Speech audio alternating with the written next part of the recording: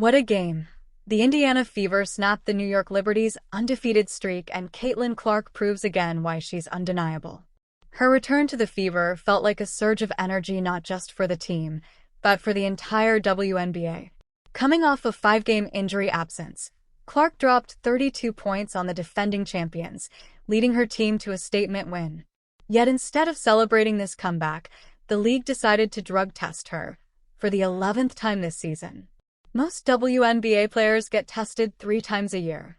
The timing and frequency of Clark's tests have fans calling out the league for what appears to be targeted harassment rather than random protocol. It's hard to see this as coincidence when one player repeatedly gets tested after standout performances.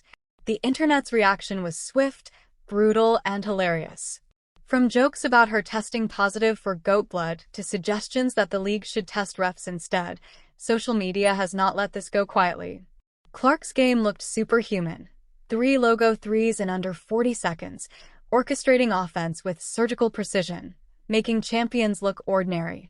Yet rather than celebrate that, the league questioned its legitimacy. The optics are awful. You have your biggest star, the face of the league, who brings in massive viewership, sells out arenas, and draws global attention, and your response is a post-game drug test. It's like the league doesn't know how to handle success. The performance was a basketball masterclass, not a chemical anomaly. Fans called it out instantly. Comments ranged from, "Maybe she's just good," to "Test other players to see why they can't do what she does." The league's approach screams insecurity, as if they're unfamiliar with genuine talent and excellence. Clark's return should have been headline gold, not a PR crisis. One fan said she's been tested more than she's been marketed by the WNBA, and that's the real issue. Instead of elevating her, the league seems determined to question her. This isn't about fairness or policy. It's about optics, timing, and intent. 11 tests in one season compared to the standard 3 is statistical nonsense. It insults the intelligence of anyone paying attention. Worse, it undermines the credibility of the league itself. It says to fans, if you're too good, we'll suspect you. What message does that send to young athletes? Train hard, rise to the top, and then get treated like a cheater. The backlash has been universal. Fans, analysts, and even casual observers are stunned by how poorly the league has handled this. When other sports celebrate greatness, when Steph Curry drops 9 threes or Mahomes throws 5 touchdowns, they're put on posters. In the WNBA, it triggers a test. The global angle adds to the embarrassment. Clark mentioned fans flying 22 hours from Hong Kong just to see her play. That kind of reach should be cherished.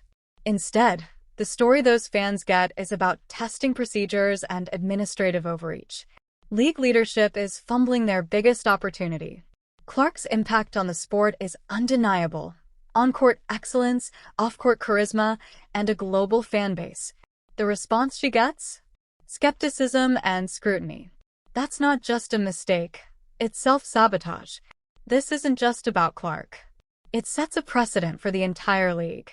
If she's targeted for success, what's stopping leadership from doing the same to others? It undermines player rights, morale, and trust. The psychological toll this takes on athletes isn't nothing either. Imagine dominating a game, leading your team, only to immediately get pulled for another random test. That's not how you treat elite performers. That's how you alienate them. This could and should have been a celebration. Instead, it became a cautionary tale of how not to handle star power.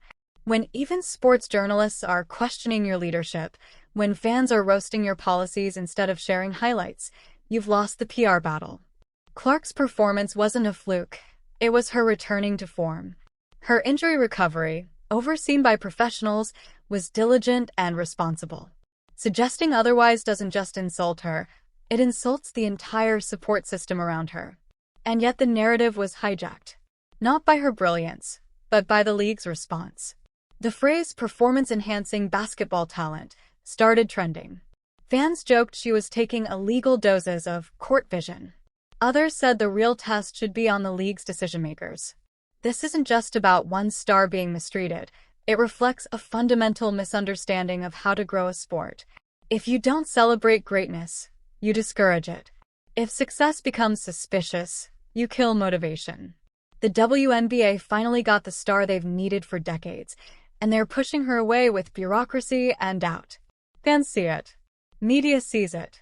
The only ones who don't, apparently, are in the league office. Clark's story should inspire.